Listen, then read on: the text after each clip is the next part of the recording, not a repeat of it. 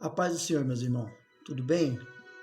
Vim fazer esse vídeo aqui, né, para dar uma reforçada no discipulado, um assunto que a gente vem decorrendo durante, já estamos indo para 2 meses, né?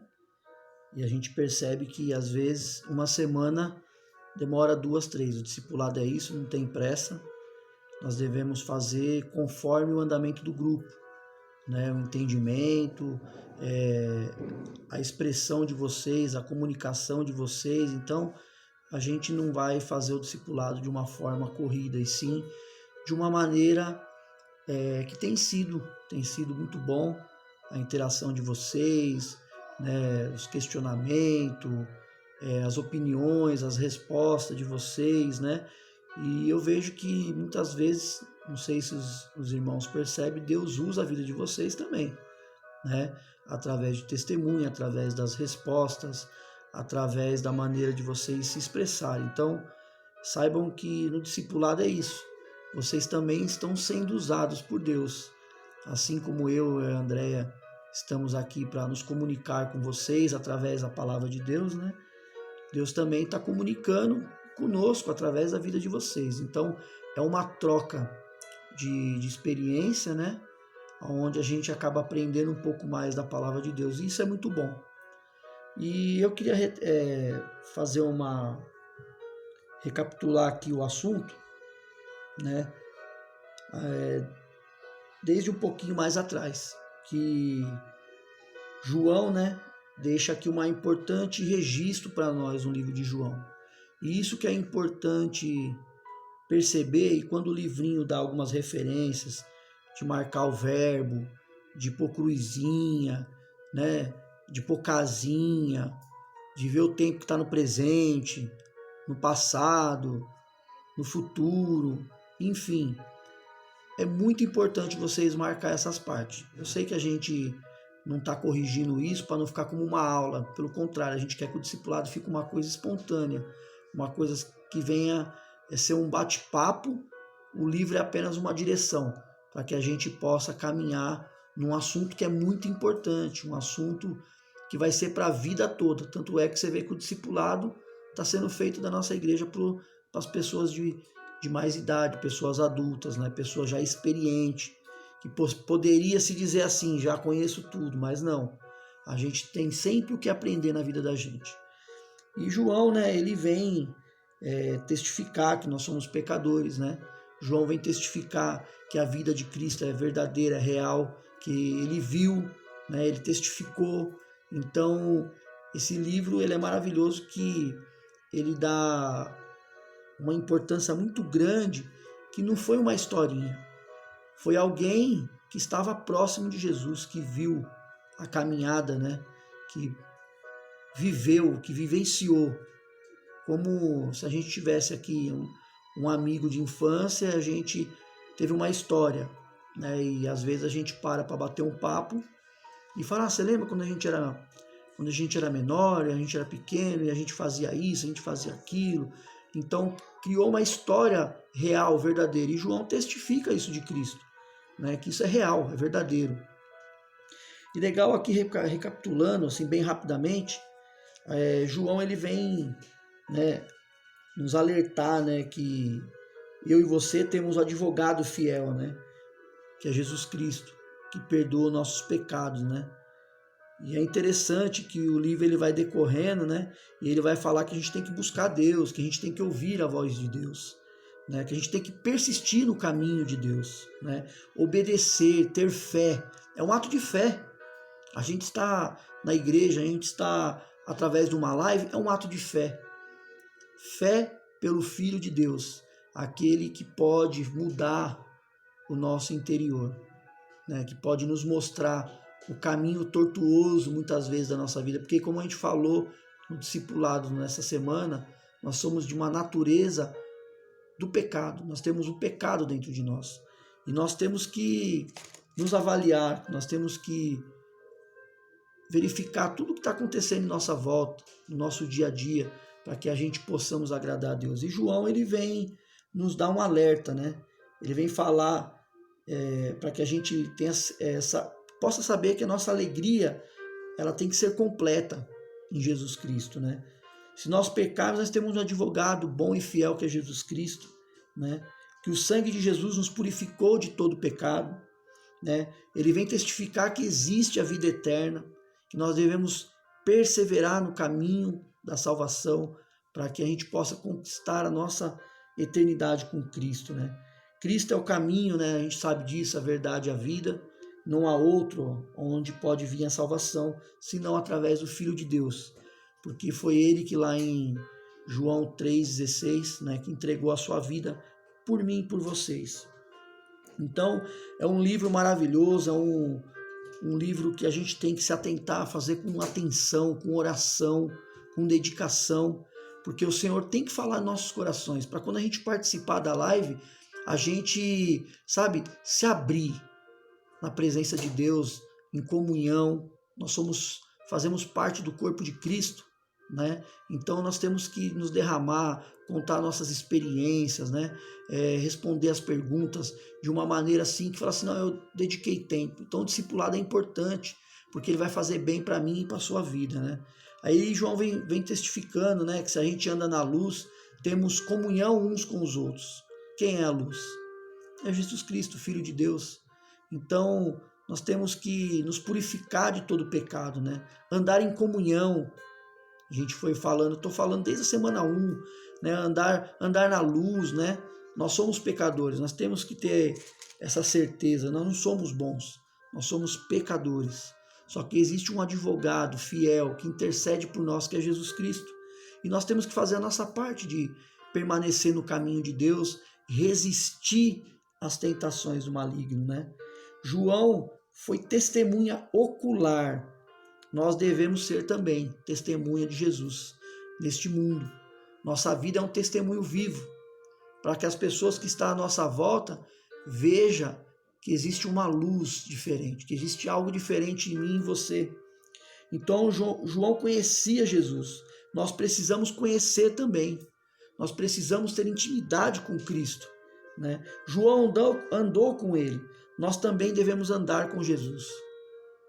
Andar na presença de Deus, para que nós possamos fazer a diferença no nosso trabalho, na nossa escola, onde a planta dos nossos pés pisar, a gente tem que fazer a diferença. Nós temos que ser luz nas trevas. Nós vivemos num mundo, né, caído, num mundo contaminado, num mundo onde vem aflorar o pecado. Se a gente não estiver firme com Cristo, buscando a presença de Deus, nós vamos facilmente cair em tentação. Então nós devemos lembrar que existe um intercessor por nós, né? E como a gente vira e mexe fala, dentro de nós somos templo do Espírito Santo, e o Espírito Santo ele tem que nos tocar, ele tem que nos constranger quando a gente andar de forma errada, quando a gente pisar fora do caminho. A gente lembra da sirene que a gente fala, o Espírito Santo tem que ser uma sirene dentro de nós, ela tem que soar quando o pecado estiver batendo na porta, para que a gente não venha pecar, para que a gente não venha desagradar a Deus, porque através do meu testemunho eu vou exaltar o nome do Senhor ou eu vou envergonhar o nome de Deus. Então nós devemos pensar muito, muito, muito bem, né? Obedecer a palavra de Deus, né? Não quebrar os mandamentos de Cristo. Lembrando que a gente falou, né, que tem vários mandamentos, né, várias ordenanças na palavra de Deus, mas tem um que ele vai resumir todos, que é amar a Deus sobre todas as coisas e ao próximo como a mim mesmo. Ou seja, se eu amo a Deus sobre todas as coisas, eu jamais vou fazer mal para o meu irmão, eu jamais vou cobiçar as coisas do meu irmão, eu jamais vou invejar o meu irmão, eu jamais vou magoar o meu irmão. Se eu amo a mim mesmo, eu quero o mesmo para o meu próximo, eu jamais vou fazer aquilo que eu não quero para mim. Então, você vê quantas coisas o livro vem trazer para nós. E João vem falando para nós, permaneça na luz. Nós temos que permanecer na luz, porque nós somos luz, nós somos sal da terra e luz desse mundo. Então nós não podemos permitir que o inimigo, o pai da mentira, ele venha nos enganar. João vem falar isso. Filhinhos, não vos conformeis, né? Cuidado, né? O inimigo está, né, ao nosso derredor, buscando uma brechinha para que ele possa atuar na nossa vida, para que ele possa, né, a gente falou até do pecado de uma maneira que existe a parte física do pecado, mas aonde o inimigo mais bombardeia é na nossa mente. Às vezes eu estava conversando com um amigo meu hoje, às vezes o pecado na nossa mente, ele é muito maior do que fisicamente, porque na nossa mente a gente constrói uma cena, a gente imagina coisas, e a gente vai construindo, e a gente vai fazendo, e quando a gente vai ver, o nosso corpo começa a sentir sensações e reações que nós não deveríamos sentir. Então a nossa mente ela tem que ser vigiada. Até falei para um amigo meu hoje, você ora pela sua mente, você ora pelos seus pensamentos, e muitas vezes essas coisas a gente não ora, e nós somos todos os dias bombardeados a pensar coisas que não devemos. Então nós devemos de repente começar a mudar um pouco a forma de oração, reconhecer que somos fracos, que somos carne, e o nosso pensamento a todo momento ele é bombardeado, né? E o inimigo ele quer entrar, o inimigo ele quer colocar sensações e desejos que nós temos que estar íntimo do Pai, intercedendo, orando, para que nós possamos resistir. A Bíblia fala, resistir ao diabo e ele fugirá de vós. Então resista ao diabo. E eu lembro que eu falei com vocês também a respeito, né, que as pessoas têm que ver Deus em nós. Vocês vão lembrar dessa fala, né? E eu falei assim que a teologia explica que podemos ver Deus de 3 formas. Eu peguei uma coisa assim que eu achei interessante, eu marquei, que eu tinha até comentado com vocês. A teologia explica 3 formas de ver Deus. A forma natural, que é tudo que Deus criou, a natureza, né? Tudo que a gente vê que Deus o criou através da sua palavra, que haja, né? A gente lembra lá do livro de Gênesis, né? Na criação de todas as coisas. E então é uma maneira de ver Deus. A segunda maneira de ver Deus é através da Escritura, lendo a palavra de Deus. Podemos perceber Deus em Jesus, através da sua vinda, através dos seus feitos, através da sua forma de atuar, de agir, de ser misericordioso, amoroso, bondoso, conselheiro. Então Deus, ele é uma maneira tão maravilhosa de nos amar que ele saiu da tua glória, né? Ele destituiu e habitou no meio dos seres humanos. Chorou, sentiu fome, sentiu sede, sofreu tentação, né? Sofreu, apanhou, se humilhou, né? Se entregou lá na cruz, fez o plano de Deus, né? Conforme Deus tinha planejado para nos salvar. Então, olha que grandiosidade que é esse livro, que maravilhoso, né? Então é uma maneira de ver Deus também, através da Escritura. Então essa é a segunda. E a terceira, que é uma das mais importantes para nós, refletirmos, que é, acrescentando a isso, o ver Deus é através do nosso relacionamento com Ele. Dependendo da maneira que eu me relacionar com Deus, as minhas atitudes, o meu testemunho de vida vai ser diferente no meu dia a dia. Então as pessoas vão ver Deus através das minhas atitudes, através dos meus atos. Vai falar, esse camarada aí tem algo diferente. Então que você possa pensar nisso, que há a maneira de ver Deus da forma natural, pela criação de Deus, pelas Escrituras, através da vida de Jesus, pelo tudo que Ele fez, pelos milagres, por tudo que, pela grandiosidade de Deus, através do seu Filho. E pela minha e pela sua vida. Que se nós somos luz deste mundo, aonde há trevas, a luz vai brilhar, vai resplandecer. E nós vamos gerar vida naquelas pessoas que estão morrendo. Então pensa nisso. João ele testifica, né, a divindade de Jesus, né, os grandes feitos que ele tem feito no nosso meio, né? Então a gente também falou um pouco sobre a cobiça, né? Falando de tentação. a cobiça da carne, a cobiça dos olhos, né? As ostentações de bens, são coisas que muitas vezes nos tiram da presença de Deus. E João fala que nós temos que ser filho de Deus. Por isso que o título do livro, né? Como você sabe que Deus é o seu Pai? Vai ser através da minha e da sua atitude. A gente vai mostrar que se estamos servindo a Deus, somos filhos da luz ou somos filhos das trevas. Então João, de algumas vezes, neste livro, ele usa umas expressões muito fortes. Que a gente pode ser filho das trevas ou filho da luz. E ontem perguntaram lá na live, né?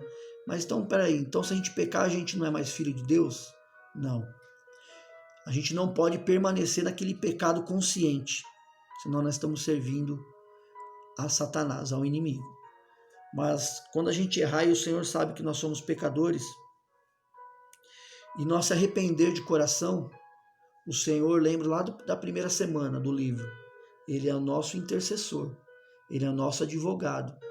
Amanhã Ele será o nosso juiz, mas hoje Ele é nosso advogado. Hoje Ele nos defende.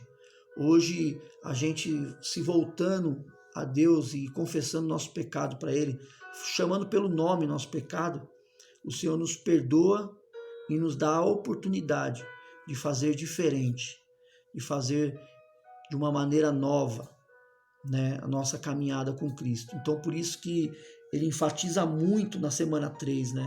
Ele fala muito de permanecer no caminho de Deus, né?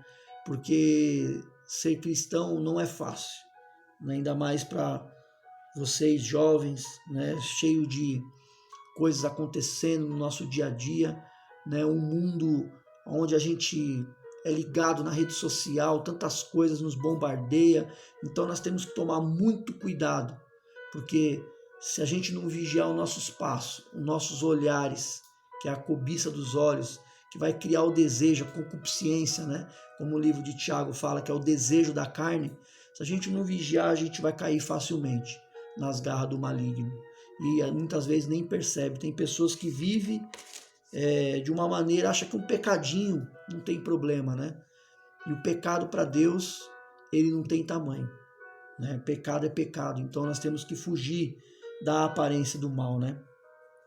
Por isso, nessa semana 3, nós enfatizamos muito a palavra permanecer. Então nós temos que tomar muito cuidado com isso, muito cuidado, né? O mundo não nos conhece porque não o conheceu. Na semana 4 começa o versículo 1.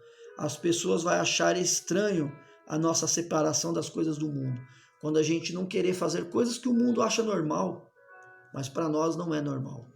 Então nós temos que fazer diferença. Como muitas vezes eu vi pregando na nossa igreja, andar na contramão do mundo.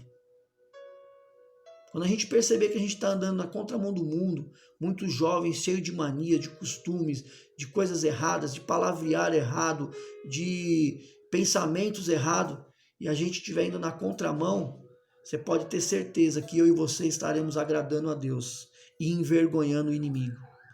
Porque se a gente não fizer isso, a gente vai estar fazendo ao contrário, agradando o inimigo e envergonhando a Deus. Porque através da minha vida nós glorificaremos a Deus. Então, a gente tem que tomar muito cuidado, né? Porque quem tem a esperança purifica-se a si mesmo, né? No verso 3 diz, lá da semana 4, né? O pecado é transgredir a lei, temos que tomar cuidado, né? Ele se entregou para que nosso pecado seja perdoados. Então, que nós possamos valorizar este amor incondicional de Deus pelas nossas vidas, de entregar o seu Filho, o único Filho, para que nós possamos a cada dia nos reconciliar com Deus, pedir perdão pelos nossos pecados, porque eu creio que todo dia tem um pecado batendo em nossa porta e muitas das vezes ele entra. E nós temos que pôr ele para fora. Falar assim, pecado, sai de mim, eu não quero mais permanecer com isso, eu não quero estar praticando este mal, porque isso me afasta da presença de Deus. Então nós temos que tomar muito cuidado, né? Porque uma coisa que a gente tem que se atentar e ter essa certeza, que a semente de Deus permanece em nós. nós temos uma semente aqui dentro, divina, né? E o Espírito Santo, ele aflora dentro de nós. Assim, quando nós buscamos, quando a gente meditamos na sua palavra, e eu creio que Deus, ele vai dar força para vocês, para nós, para todos nós, né? Para que a gente possa caminhar de fé em fé, né? De vitória em vitória, resistindo, né, às tentações e permanecendo na presença de Deus. Lembre-se dessa palavra, permanecer, né? Temos que resistir, né? Resistindo toda a prática do pecado.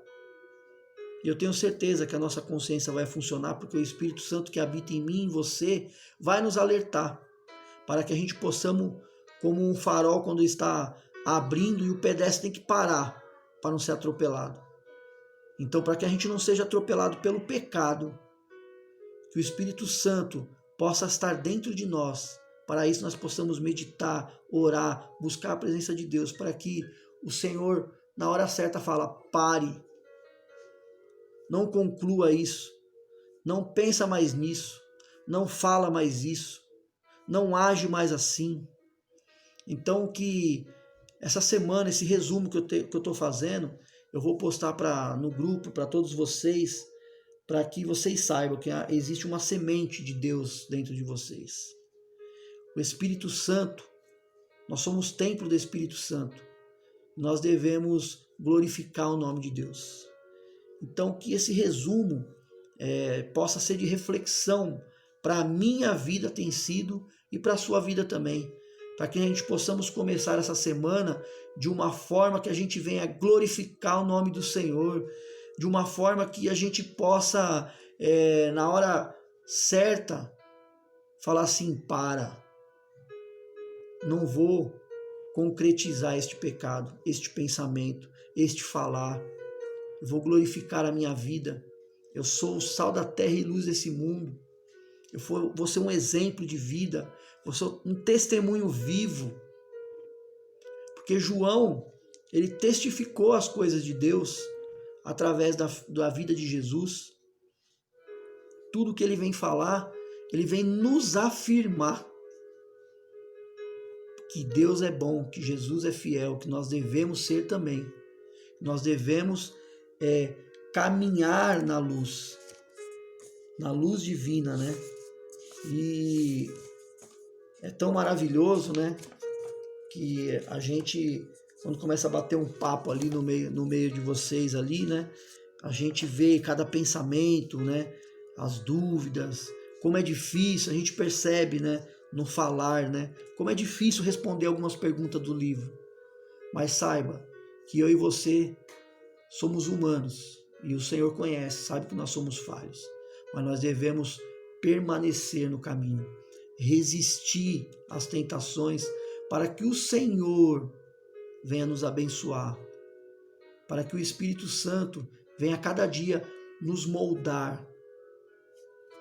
Qualquer dia desse eu vou trazer uma palavra para vocês lá do livro de Jeremias, quando ele fala do vaso na olaria, que ele mostra o povo de Israel, né? Jeremias entra numa olaria e Deus começa a falar com Jeremias, se eu não me engano é Jeremias, e ele começa a mostrar para Jeremias que o povo de Israel é como aquele vaso, e tem um processo. Deus quer moldar aquele vaso, Deus quer fazer um vaso novo, um vaso lindo, Deus quer ir formando para que seja um vaso de honra. Então, que a gente possa permitir que o Senhor venha trabalhar na nossa vida através do discipulado, para que eu e você sejamos transformados, sejamos seres humanos melhores, sejamos filhos de Deus, que venhamos glorificar a Deus, para que o Senhor venha se alegrar e que nós venhamos envergonhar o inimigo. Então fica aí um forte abraço para vocês, que vocês possam começar a semana meditando na palavra de Deus. Continua meditando da página 33, né, que nós paramos, nós vamos voltar na 33 em diante para finalizar a semana 4. Então você que perdeu um pouco aí, e você que acompanhou também, ficou um resumo aí um pouco maior, né, daquilo que o Senhor colocou no meu coração de todas essas semanas que a gente andou meditando através da palavra de Deus. Então, que Deus possa falar grandemente ao teu coração, que Deus possa fazer vocês se tornar homens e mulheres de Deus, para que vocês sejam usados poderosamente. Esse é o desejo do meu coração, para que amanhã vocês comecem a servir a Deus. Vocês já servem a Deus, mas que amanhã vocês possam servir a Deus com mais autoridade, que vocês possam ser o futuro discipulador de uma geração que irá vir, né? Os meus filhos que estão crescendo, há uma geração que vai chegar e vocês serão discipuladores. Amém? Então, fica um beijo no coração de vocês. Se vocês quiserem dividir essa palavra com os pais de vocês, fiquem à vontade. Deus é amor, mas Deus também é justiça. Então, que nós possamos andar de forma correta para que o Senhor venha agradar da nossa vida e que Ele possa ser justo conosco, para que a gente possamos ver as maravilhas que o Senhor tem para a minha vida e para a sua vida. Um forte abraço, uma ótima semana, até domingo às 11h30 da manhã. Fica com Deus, uma boa noite.